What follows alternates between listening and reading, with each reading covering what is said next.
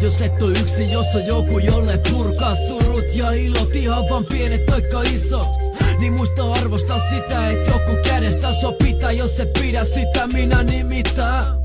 Monet vetää yksin iltoja itkien, jotkut vuoksi syntien, jotkut alla ristien.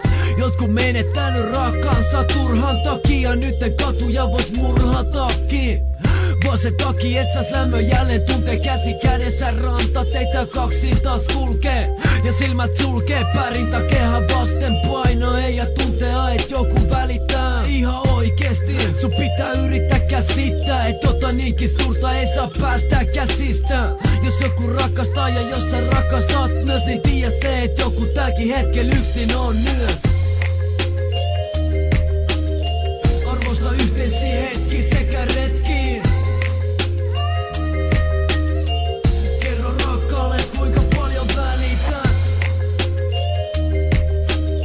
Yhdessä vahvempana, yhdessä varmempana. Älä päästä irti koskaan. Se on se tunne, joka tuntuu niin vilpittömältä ja hyvältä. Sen tuntee syvällä sydämessä niin, et meinaa pakahtuu. Sanoin kuvaamatonta, kun yhtäkkiä rakastuu. Sä voit vaan tähän koittaa samaistua. Yksinäisyys on kauheinta kaikista.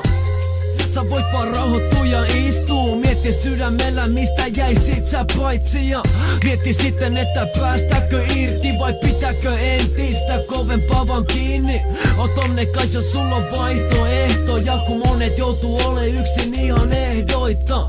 Sammuta valot ja pistä tuli kylttilä. Mieti, että haluutko sin istua ihan yksinä, vai haluutko et joku hale sua taas. Yksin on huono, hyvä kahdestaan.